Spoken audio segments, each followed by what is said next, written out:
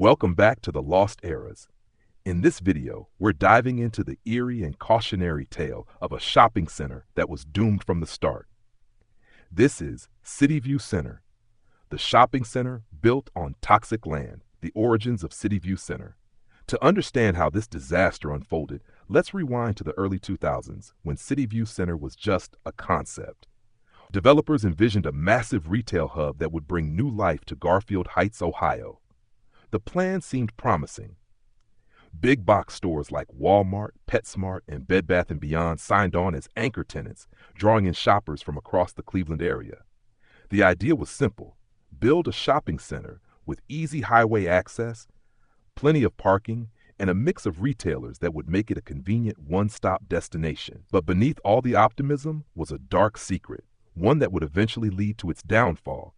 Because this shopping center wasn't built on ordinary land. It was built on top of a toxic landfill. Now, you might be thinking, how does something like this even happen?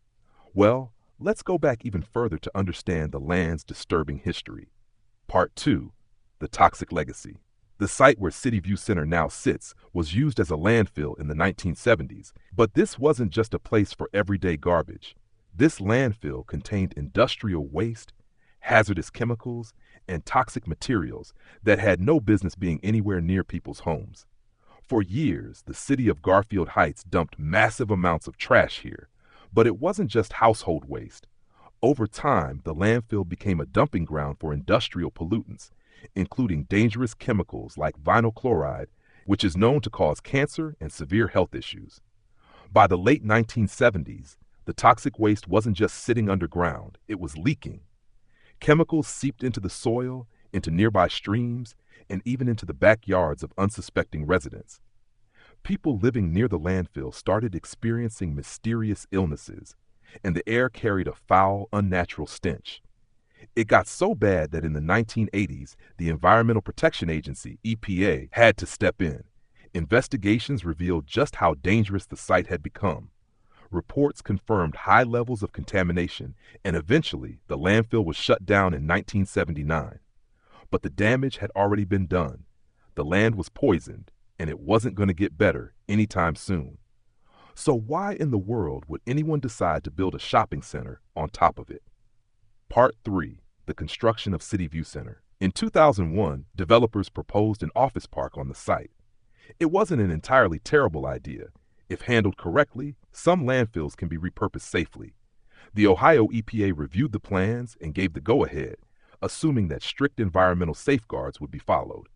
But then something changed. Instead of an office park, developers saw a bigger opportunity: a massive retail shopping center. A project like that promised more money, more tenants, and more foot traffic. And so, in the mid-2000s, the plan for CityView Center was set in motion. Construction crews began breaking ground in 2005, but the moment they started digging, they realized the land was even worse than expected. Buried just below the surface were chemicals, waste materials, and toxic gases that had been trapped underground for decades. As they dug deeper, pockets of methane and other hazardous gases were released into the air. To counteract this, developers installed a clay and vinyl liner beneath the buildings, hoping to contain the dangerous substances. But many environmental experts warned that this wouldn't be enough to prevent gas from seeping into the stores. They were right. Part 4. Problems and Decline. CityView Center opened in 2006, but almost immediately things started to go wrong. It wasn't just that business was slow. There were physical, environmental issues that made the site unstable. Walmart, the anchor store that was supposed to drive foot traffic to the center, reported major problems with the air inside the building. Employees and shoppers complained about strange odors and headaches. Some even reported feeling dizzy. And it wasn't just Walmart. Other stores in the center faced similar issues. Toxic gases were building up beneath the foundations, and some tenants started noticing cracks in the pavement and unusual shifts in the structures. Despite all the efforts to seal off the contamination, the toxic legacy of the landfill was making itself known. As the issues became more public, customers started staying away. Would you want to shop at a place where toxic gases were leaking into the air? By 2008, Walmart had enough. They shut down their City View location, dealing a huge blow to the shopping center's future. Over the next few years, one by one, stores left. By 2012, the once busy retail hub had become a ghost town. The parking lots were empty, storefronts were abandoned. City View Center had become a failed experiment, one that came at a great cost. All that remains today is Giant Eagle. Part 5, The Lasting Impact and Legacy. Today, City View Center stands as a grim reminder of what happens when developers prioritize profits over safety. The contamination didn't just affect the shopping center, it had long-lasting consequences for the surrounding community. Many of the toxic materials are still present in the soil and groundwater, raising ongoing health concerns for nearby residents. Even though the buildings still stand, they remain largely abandoned. Various attempts have been made to repurpose the site, but potential buyers are hesitant. After all, how do you sell a property that's literally built on poison? Over the years, there have been discussions about cleanup efforts, but the sheer cost of properly detoxifying the land is massive.